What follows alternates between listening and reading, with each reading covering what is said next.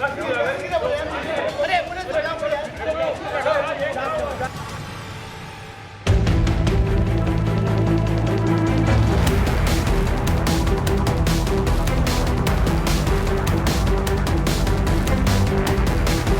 Building के security guard ने हमें फ़ोन करके बताया कि चौथे माले से गिरकर इनकी मौत हो गई है। कौन है? सर, मृतक का नाम असीम पांचाल है। चौथे माले पर बड़ी बेटी मित्रा के साथ रहते थे। ये छोटी बेटी पलक।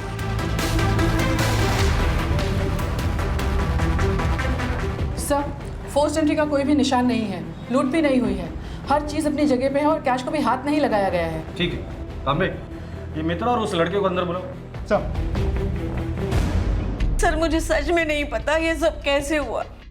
मैंने उन्हें गिरते हुए नहीं देखा साहब, मैं उस समय बिल्डिंग में पानी छोड़ रहा था, तभी मैंने कुछ जोर से गिरने की आवाज़ सुनी तो मैं दौड़ के गया और वहाँ देखा तो वो अंकल खून से लथपथ पड़े हुए थे।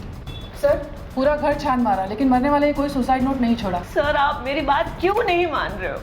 अरे बाबा ने सुसाइड नहीं की है, उनका मर्डर हुआ है। ये तो हो नहीं था, मुझे पता था डायन, तेरा ये भूत प्रेत का चक्कर एक ना एक दिन किसी की जान लेकर रहेगा। अब ले ली ना बाबा की जान, पड़ गई इस कलेजे में ठंडक। कौन है तू? साहब मैं इस चंडालनी का पति हूँ और साहब इस रिश्ते से मरने वाले मेरे ससुर हैं। साहब मेरा नाम प्रशांत है और साहब मैं अच्छी तरह से जानता हूँ कि ये सब इसी का किया धरा है। साहब ये वो औरत है जो किसी को सुख दे ही नहीं सकती, इसको सिर्फ एक ही काम आता है, वो है दूसरों की जिंदगी को बर्बाद करने का, बस। मलाड पुलिस ने मृतक असीम पांचाल की मौत की तहकीकात शुरू की। पहली नजर में पुलिस को इस बात का संदेह हो गया था कि असीम पांचाल की हत्या को किसी ने आत्महत्या की शक्ल देने की कोशिश की थी, लेकिन इससे पहले कि पुलिस संदिग्धों से कड़ी पूछताछ करती और अपनी तहकीकात के जरिए किसी निष्कर्ष पर पहुंचती, एक ऐसी चौंका देने वाली घटना घटी जिसने इस पूरे केस का रुख ही बदल दिया। मेम साहब, मेम साहब।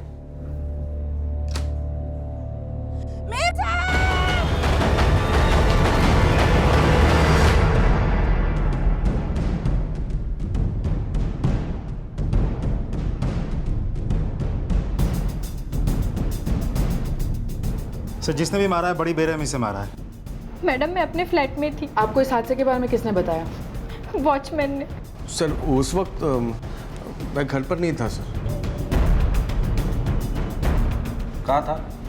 वो हॉन्टेड प्लेस होता है ना सर, वो ढूंढने गया था।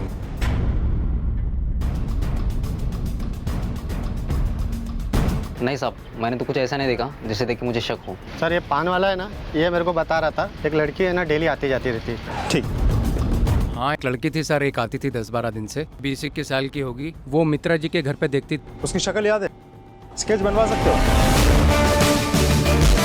असीम पांचाल की हत्या के बाद उसकी बड़ी बेटी मित्रा की भी हत्या हो चुकी थी। पुलिस को खोजबीन के दौरान एक ऐसी रहस्यमयी लड़की का पता चला जो दोनों ही हत्याओं के दौरान घर के आसपास मंडरा रही थी। पुलिस ने उसका स्केच बनवाया लेकिन कोई भी उसकी शिनाख्त नहीं कर पा रहा था।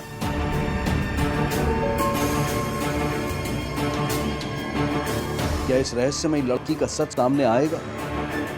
और इस लड़की का इन दोनों हत्याओं से क्या संबंध है? क्या पुलिस ये कभी जान पाएगी?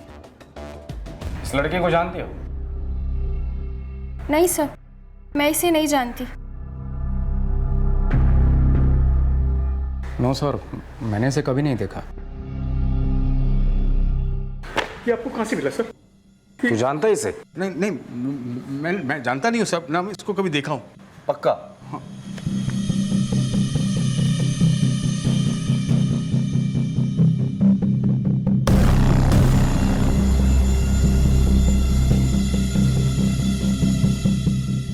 ठीक है, जा तू, जरूरत पड़ेगी तो दोबारा। तेरे हाथ क्यों कांप रहे? ठंडा पड़ गया तू तो, ठंड लग रही है यहां पर। हाँ? अब गर्मियां आई बदन में। अगले 5 सेकंड में अगर तूने ये नहीं बताया कि इस लड़की के साथ तेरा क्या कनेक्शन है, तेरी ऐसी हालत करूंगा तो सपने में भी नहीं सोच सकता।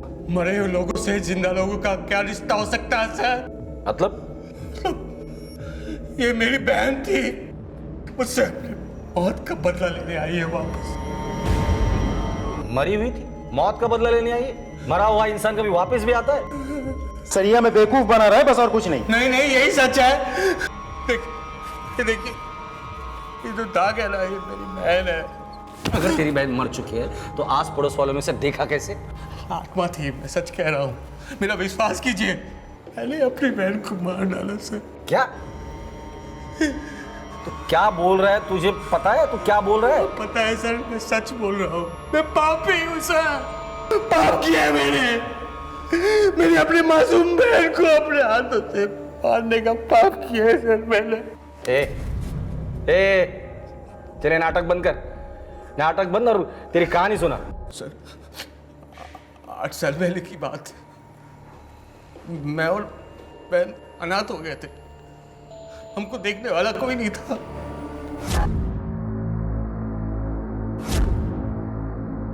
तो मामा ने हमको अपने घर ले गए। वहां पता है सर, हमको नौकरों से भी बदतर सलूक किया जाता था।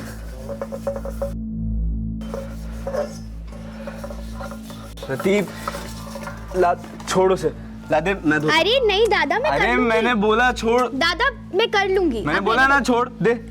दे, मैं धोता हूँ ना। भैया आपके हाथ में तो छाले हैं। दादा बहुत दर्द हो रहा है ना? नहीं नहीं,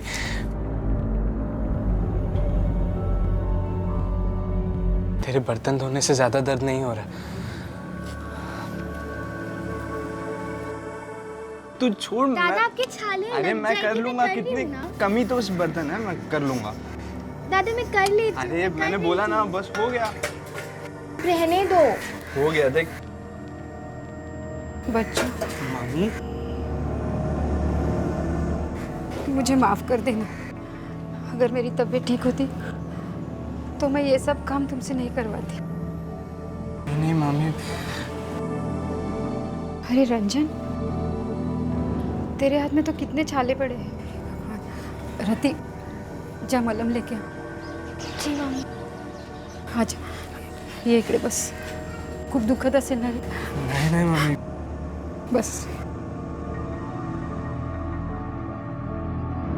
रंजन, मैं तुझसे एक बात बोलती हूँ, अपनी बहन को कभी अकेला मत छोड़ना, उसका ख्याल रखना।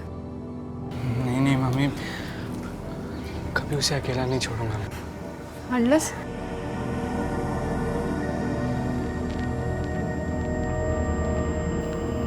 दर्द हो रहा है ना?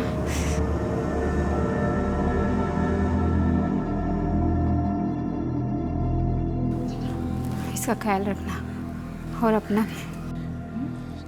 जी मम्मी।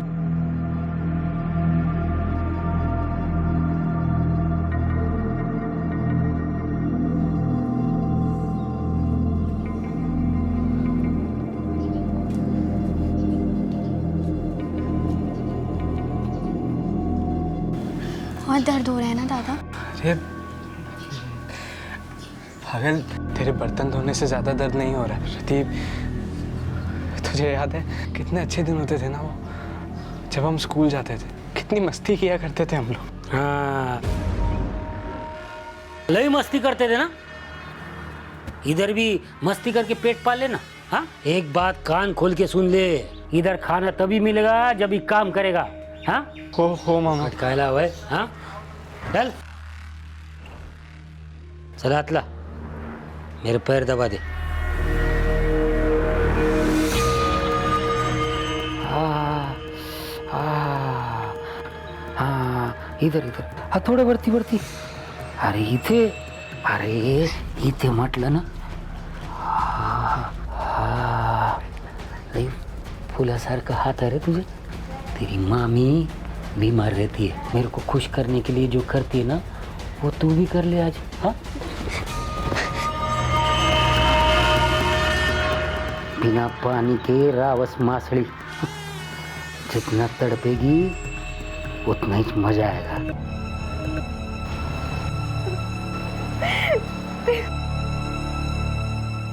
रति, क्या हुआ? तू रो क्यों रही है? नहीं नहीं दादा, मैं रो नहीं रही थी, वो आँख में कुछ चला गया था, वही निकाल रही थी। सब ठीक है।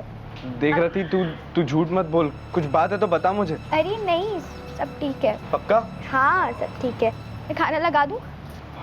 हाँ बहुत तेज भूख लगी है, तू खाना लगा दे मेरे लिए। खाना लगा देती हूँ, तब तक तुम मामा के लिए पान बना देना।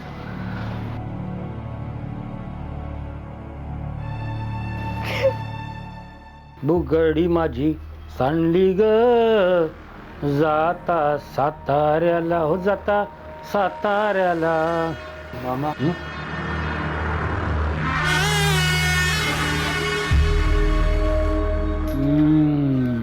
वाह, लय जकास पान बनवतो सर। जेवलास का? जा तू खाना खा, रति को इधर भेज दे। वो पैर दबाती है ना तो बहुत अच्छा लगता है।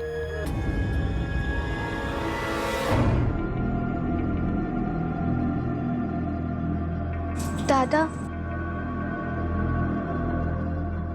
तू गई नहीं मामा के पैर दबाने? तुम्हारे यहाँ जो मजदूर काम करते हैं उन्हें रोज का कितना मिलता होगा?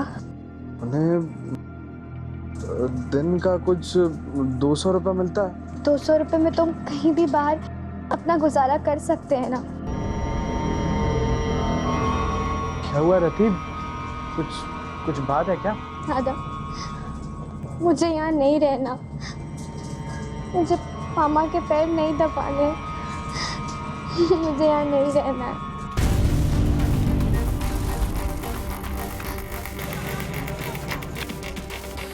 दादा, मैं बहुत एक जरूरी चीज भूल गई हूँ, तुम यहीं रुको, मैं आ रही हूँ, ठीक है? अभी पर तू, मैं आ रही हूँ, अब यहीं रहना, मैं आ रही हूँ।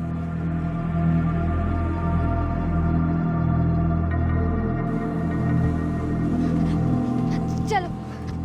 तू लेने क्या गई थी? मैं आपको सब बाद में बता दूंगी, अभी आप चलो। फिर हम नासिक चले गए।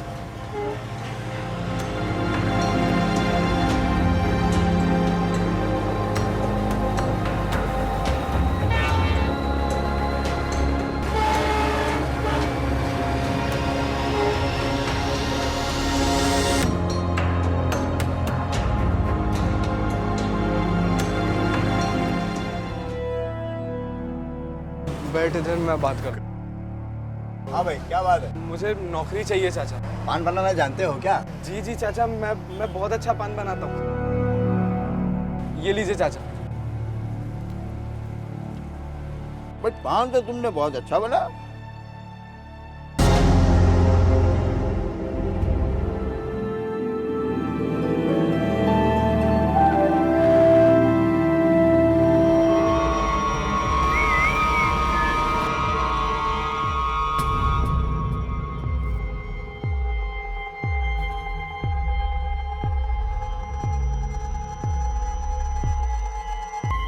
बेटा रंजन।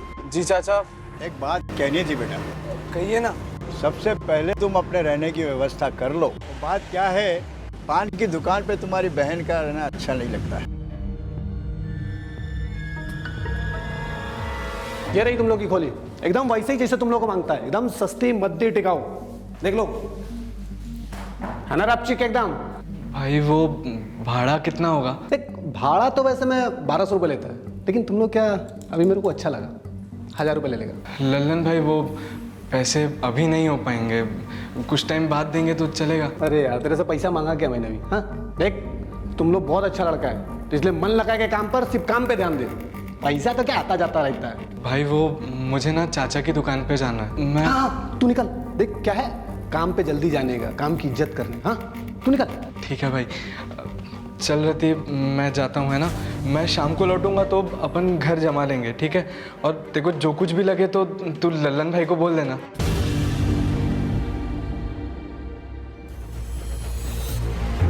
चाचा। अरे रंजन बेटा, इतनी जल्दी वापस आ गया? जी चाचा, रहने का इंतजाम हो गया है, 1000 रुपये महीने पर खोली मिली है। इतनी सस्ती? किसने दिलवाई? वो लल्लन भाई जी है ना, वो सुंदर मोहल्ले वाले, बस उन्होंने ही दिलवाई है। और घर के सारे सामान का इंतजाम भी वही कर रहे हैं, बहुत अच्छे इंसान है वो लल्लन? जी।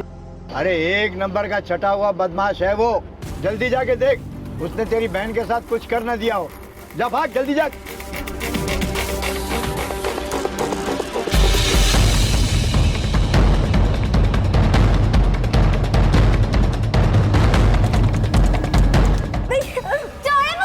छोड़ मुझे। कैसे छोड़? ये खूबी मैंने सिर्फ तेरे लिए दी। पहली नजर में ही तू मुझे पसंद आ गई।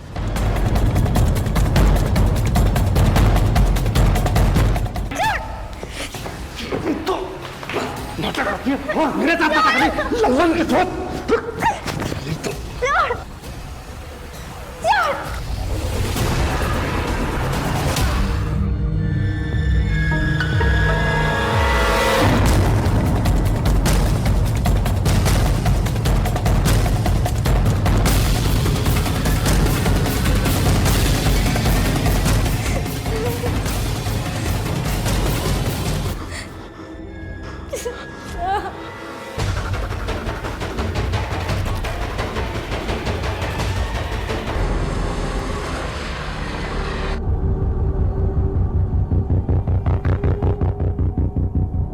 चल टिकट दो, टिकट। अरे टिकट देखो आपका।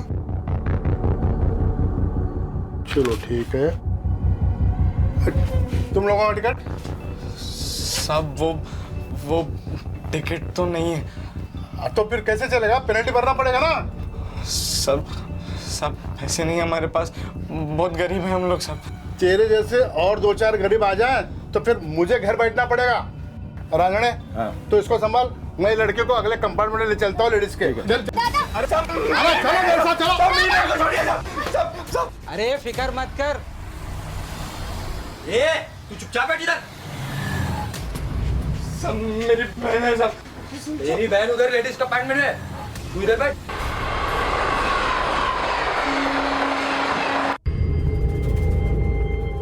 दादा देखो, मैंने टिकट भी बनवा ली और मुझे कुछ पैसे भी मिल गए। ये लीजिए टिकट, अब छोड़ दीजिए मेरे दादा को। बड़ी समझदार है। ठीक है,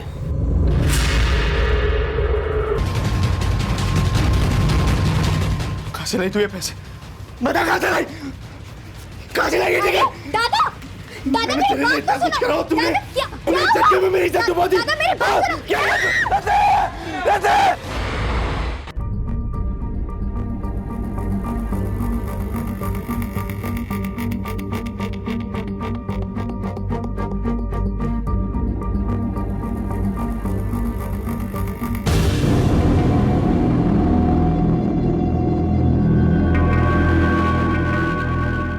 सर, वो कल जिस लड़की का मैंने टिकट कराया था, उसको कहीं देखा क्या आपने? रति? अरे मुझे क्या पता होगा मैडम, वो उसका भाई वहाँ बैठा है, उससे पूछो, पता करो। सुनो सुनो, तुम रंजन हो ना? रति के भाई? आप कौन? मैं वो कल टीसी जब उसे रति को हमारे कंपार्टमेंट से लेके जा रहा था, तब मेरा बच्चा गिरने को था, रति ने बचाया था। बहुत ही अच्छी लड़की है। मैंने तुम दोनों की टिकट भी ली थी और उसको कुछ पैसे भी दिए थे।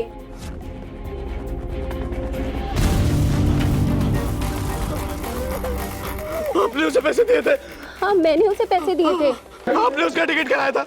हाँ, मैंने कराया था। सच कह रहे हैं, आपने उसे पैसे दिए थे? अरे हाँ, मैंने दिए थे।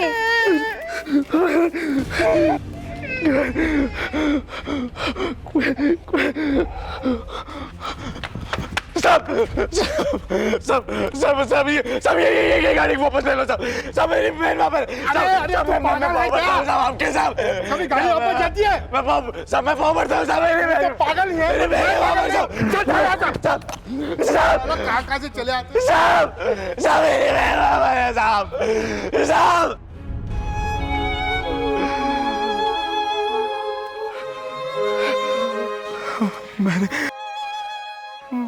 मैंने रति को मार दिया। मैंने रति को मार दिया।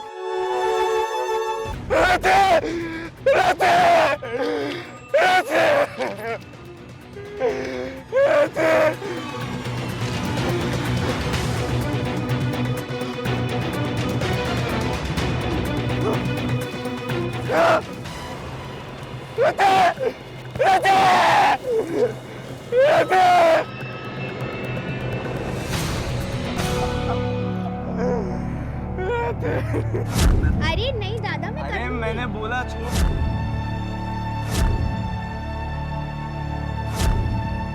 धक्के में मेरी जान डुबा दी। तूने बुड्ढे को क्यों मारा? मैंने अपने बहन को मार डाला सर, मैंने अपनी बहन को मार डाला सर, मैंने वो बदला लेने आई है सर, बदला लेने आई हूँ। मेरे साथ रहने वाले एक एक को मार डालेगी सर।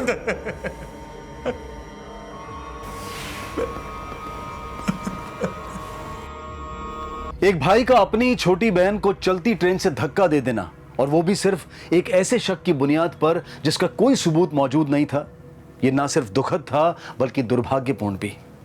भावनाओं में बहकर किया गया यह जुर्म रंजन की जिंदगी को किस हद तक और किस कदर बदल कर रख देने वाला था, इस बात का उसे अंदाजा भी नहीं था। मित्रा के नौकर रंजन ने पुलिस को दिए अपने बयान में कई सनसनीखेज खुलासे किए और अपनी बहन को चलती ट्रेन से धक्का देकर मारने का गुनाह भी कबूला। मगर यहां सवाल यह था कि क्या रंजन सच बोल रहा है या कोई मनगढ़ंत कहानी सुना रहा है, क्योंकि जिस लड़की को वो अपनी बहन बताकर मारने की बात कर रहा था, उससे मिलती जुलती शक्ल वाली रहस्यमयी लड़की को कई लोगों ने मित्रा के घर के आसपास देखा था। रंजन आखिर किस प्रतिशोध की बात कर रहा था? और अगर ये मान भी लिया जाए कि रंजन की बहन जिंदा है, तो उसने मित्रा और उसके पिता की हत्या किस वजह से की? उनसे तो उसका दूर दूर तक कोई रिश्ता नहीं था और ना ही वो उनसे कभी मिली थी। रंजन के मुताबिक उसकी बहन 2009 में मर चुकी थी, तो फिर 2017 में इन घटनाओं के होने के पीछे कौन सा रहस्य छिपा था? क्या 2009 की घटना और 2017 में हुई इन घटनाओं के बीच कोई संबंध था? कोई मरा हुआ इंसान वापस कैसे आ सकता है? लेकिन सर, एक प्राइम सस्पेक्ट अपने आप को एक खून से बचाने के लिए दूसरे खून का कन्फेशन क्यों करेगा? रंजन जिस जगह का जिक्र कर रहा है, ये बात रेलवे पुलिस से भी कंफर्म कर लो। सर। यस सर, मैं अभी रजिस्टर चेक करके बताता हूँ। ऐसा कोई केस हमारे यहाँ रजिस्टर है क्या नहीं।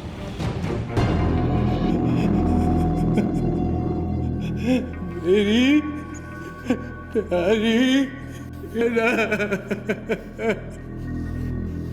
मुझे माफ कर दो, मुझे माफ कर दो, मेरी माफ कर दो।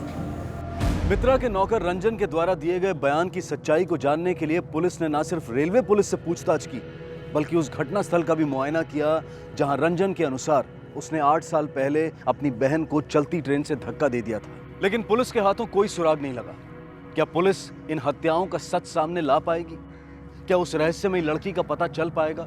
और सबसे बड़ा सवाल ये कि अगर रंजन के मुताबिक उसकी बहन मर चुकी है, तो लोगों ने मित्रा के घर के आसपास किसे मंडराते हुए देखा? सर, मैंने रेलवे पुलिस से बात की, लेकिन ऐसा कोई भी केस वहाँ रजिस्टर नहीं हुआ है। कुछ समझ में नहीं आ रहा सर क्या हो रहा है। और रंजन जिस जगह का जिक्र कर रहा था, ये उस जगह के कुछ फोटोग्राफ्स हैं सर। 8 साल बीत चुके हैं और उस पर्टिकुलर स्पॉट पे ट्रेन बहुत स्पीड में चलती है। तो 8 साल पहले भी चलती होगी। वहाँ से गिर के बचना ऑलमोस्ट नामुमकिन है सर। तो फिर रति की लाश रेलवे पुलिस या रंजन को क्यों नहीं मिली? सर, ऐसा भी तो हो सकता है कि वो ट्रेन से गिरी और किसी झाड़ी में जाके गिर पड़ी, जहाँ किसी की नज़र नहीं गई होगी, और फिर किसी जंगली जानवर ने उठा के खा लिया होगा। तो तुम्हारे कहने के मुताबिक जिस लड़की का स्केच हमने बनवाया वो रंजन की बहन रति नहीं बल्कि कोई और है। लेकिन सर, रंजन की बहन जैसे दिखने वाली किसी और के साथ मित्रा और उसके बाबा के मौत का क्या संबंध हो सकता है? ताबरे, जब भी कोई धागे उलझते हैं ना, तो उसे सुलझाने के लिए शुरुआत उनके सिरों से करनी पड़ती है। हम भी वही करेंगे। मैं एक टीम लेकर रंजन और रति के गांव चले जाता हूँ। तुम यहीं रहकर इस केस का इन्वेस्टिगेशन करो और मुझे अपडेट करते रहना। सर। हाँ सर, 8 साल पहले जल के मर गया था। गांव वाले को पूरा यकीन है रंजन और रीति ने मारा है। अभी उसके घर पे कौन है? उसकी औरत रहती है। रहता कहाँ है वो? आगे जाके दाएं मुड़ेगा। ठीक है। सब मुझे अच्छे से याद है। उस रात कोई लालटेन लेकर मेरे पति के कमरे की तरफ गया था। मैं हमेशा बीमार रहती, इसलिए मैं उठ नहीं पाई, पर मुझे थोड़ा थोड़ा याद है। शायद रति या रंजन में से कोई था। थोड़ी देर में ही उनका कमरा आग की लपटों में गिर गया। उसके बाद रति और रंजन कभी नहीं दिखे। तो साहब, एक बात मैं बोलती हूँ, मेरे पति के कर्मों का फल उनको मिल गया। वो कमीना अपने भांजे पर बुरी नजर रखता था। अगर मेरे बस में होता ना, तो मैं खुद उसे मार देती। आपने फिर कभी रति और रंजन को देखा है? नहीं। आपने इस लड़की को देखा है कभी? नहीं, मैंने तो इसे कभी नहीं देखा। मित्रा के बारे में क्या जानती हो? अरे सर, वो मित्रा मैडम, उनसे तो दूर रहना ही अच्छा। काला जादू, टोना टोटका सब करती थी वो। नहीं छोड़ूंगी तुझे, नहीं छोड़ूंगी। सर, मैं 1 लाख रुपया इन्हें एडवांस देकर गया था। प्लीज़ मित्रा जी, आप समझने की कोशिश कीजिए। मैं मैं बड़ी उम्मीद लेकर आपके पास आया हूँ। हमारे पिताजी पुराने ज़माने के टिपिकल बिजनेसमैन थे। उन्होंने जितना पैसा बैंक में रखा उससे कहीं ज़्यादा इधर उधर छुपा कर रखा था। वो बताते थे कि जब मैं जाऊँगा तो कौन सी दौलत कहाँ छुपा कर रखी है सब बता कर जाऊँगा। मगर अचानक उनका इस तरह देहांत होने से सब गड़बड़ हो गई। प्लीज़ मित्रा जी, आप मेरे पिताजी की आत्मा से पूछ कर ये बता दीजिए कि उन्होंने वो दौलत कहाँ छुपा कर रखी है। पैसे तो मिले नहीं और काम भी नहीं हुआ। मित्रा और उसके पिता का रिश्ता कैसा था? पिताजी के साथ उनका सब बढ़िया था।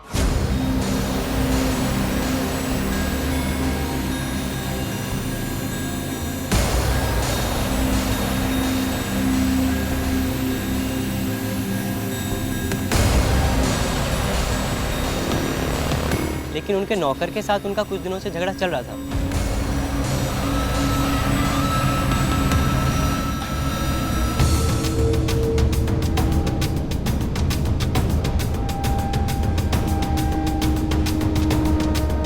कहाँ गए थे? वो मैं क्या वो मैं सीधे सीधे बताओ, देर रात कहाँ थे? आपको उससे कोई मतलब नहीं है। मुझे मतलब है, बताओ कहाँ गए थे? आपका नौकर हूं, आपके इशारों पर नाचने वाला गुड्डा नहीं। मैं कहां जाता हूं, किससे मिलता हूं, कहां से आता हूं, इससे आपको कोई लेना देना नहीं होना चाहिए। आप ही इस बिल्डिंग के सेक्रेटरी हैं? जी हाँ। मित्रा और रंजन के रिश्ते के बारे में आप क्या जानते हैं? मित्रा और रंजन का पता नहीं, पलक के साथ उसके रिश्ते अच्छे नहीं थे। मतलब उनके बाबा की मौत के बाद प्रॉपर्टी को लेकर दोनों बहनों में बहुत झगड़े चल रहे थे। हर चीज पर हक जताना छोड़ दो दीदी। मैं इतनी पागल नहीं हूँ कि जो इतनी आसानी से सब कुछ भूल जाऊंगी। जिस चीज पर सिर्फ मेरा हक है ना, उसे मैं ज्यादा दिन तक आपके पास रहने नहीं दूंगी। मैंने तो कई बार मित्रा के नौकर रंजन को पलक के घर में चोरी छुपे आते जाते देखा है साहब।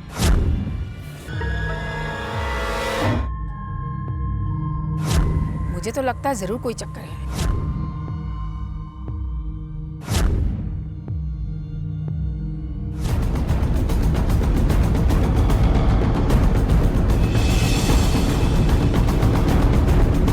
साहब, मैं आपको कुछ बताना चाहता हूँ। मेरे पैसे क्यों निकाले? बोल हाँ, निकाले। और एक बात कान खोलकर सुन लो, मेरी आज की इस बेइज्जती का बदला तुम्हें अपनी जान देकर चुकाना पड़ेगा। छोड़ूंगा नहीं मैं तुम्हें।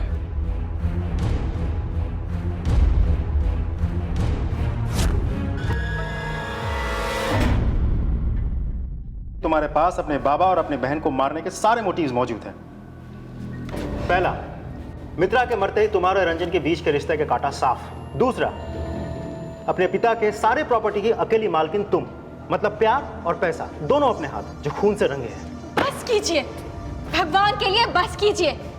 ये सच नहीं है, मैंने अपनी बहन को नहीं मारा। मुझे सब में मत फंसाइए, मैं सच कह रहा हूँ, मैंने उसे नहीं मारा।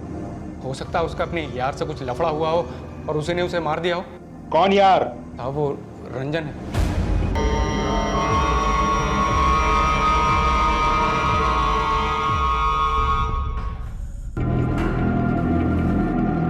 मुझे माफ कर दो मेरी प्यारी बहना। उठ उठ। पहले तूने मामा को मारा, फिर मित्रा के बाबा को मारा और फिर मित्रा को मारा। अब मुझे सब सच सुनना है। चल बता, सच क्या है? अरे बताया तो था साहब आपको। मेरी बहन की आत्मा ने मारा है सबको। घर से भागे थे तो रति कुछ देर के लिए वापस घर लौट के गई थी। दादा, मैं बहुत एक जरूरी चीज भूल गई हूँ, तुम यहीं रुको, मैं आ रही हूँ, ठीक है? अरे पर शायद वो बदला लेने के लिए गई थी सर। जैसे उसने मामा को मारा उसी तरह मित्रा उसके बाबा को मारा होगा सर। अब मुझे मार देगी सर, मुझे मार डालेगी। राम राम सर। राम राम। वो रंजन को क्यों पकड़ा है? मर्डर का केस है उसके ऊपर, अंदर पूछताछ चालू है। या डॉक्यूमेंट मध्ये नावच नाही त्याचं। सर, एक बुड्ढा बाहर पूछताछ कर रहा है कि वो लड़का रंजन जिसे हमने लॉकअप में रखा है उसकी हालत कैसी है। बुड्ढा? कहीं इस केस से रिलेटेड कोई इन्फॉर्मेशन तो नहीं है उसके पास? फौरन बुला लो उसे। सर। दादा, नई सड़क चलोगे? तू जा रहा है? ऑटो ऑटो रुको। अब क्या करें सर?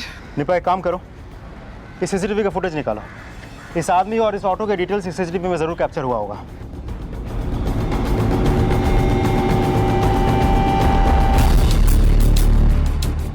पॉज करो। जूम करो, इसकी फोटो निकालो और ये रिक्शा नंबर भी नोट कर लो। ये कौन है ये पता करो, रंजन का इसके साथ क्या कनेक्शन है ये भी पता करो। सर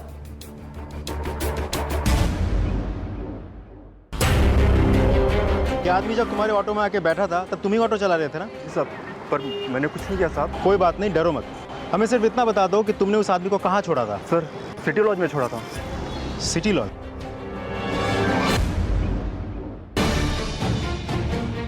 ये फोटो देखिए, ये आदमी आप ही के लॉज में रहता है क्या? है नहीं साहब, था अभी थोड़ी देर पहले ही यहाँ से चेकआउट करके चला गया। आपको कोई आइडिया है वो किस लिए रुका हुआ था? कोई बिजनेस ट्रिप वगैरह? ये किसी मेडिकल ट्रीटमेंट के लिए आए थे सर यहाँ पे, और आज की ट्रेन से ये वापस अपने गाँव जा रहे हैं। Thank you sir. मैंने लॉज में आके पूछताछ की तो पता चला कि वो बूढ़ा आदमी इस लॉज से चेकआउट कर चुका है। वो यहाँ से नहीं है, किसी और जगह से ट्रीटमेंट के लिए आया था। तांबे, ये बुढ़ा हाथ से निकलना नहीं चाहिए। एक काम करो, तुम यहाँ के रंजन को कोर्ट में लेके जाओ, इस बुढ़े को मैं देखता हूँ। जी सर।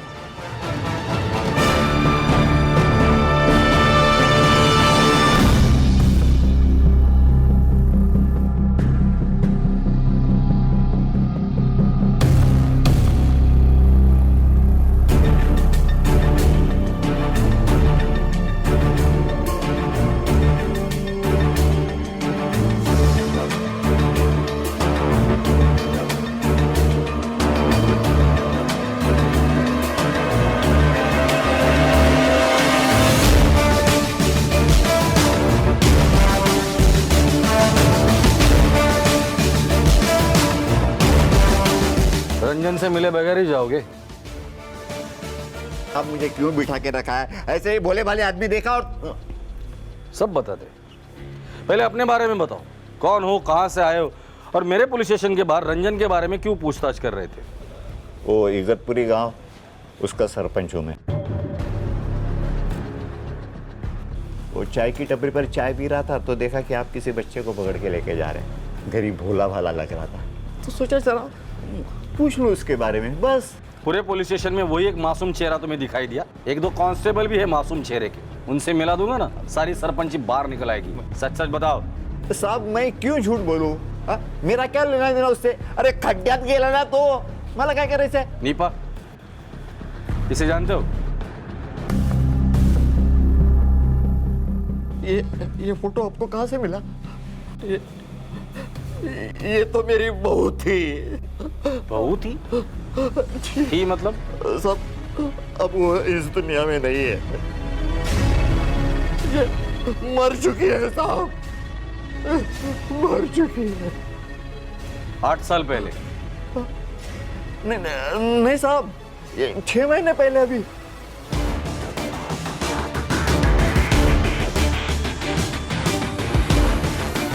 मित्रा और उसके पिता की मौत से शुरू हुई ये कहानी अब कहानी नहीं रही थी, बल्कि दिमाग को हिलाकर रख देने वाले सवालों की फेहरिस्त बन चुकी थी। मित्रा और उसके पिता की हत्या किसने की थी? क्या रंजन का इन सब से कोई संबंध था?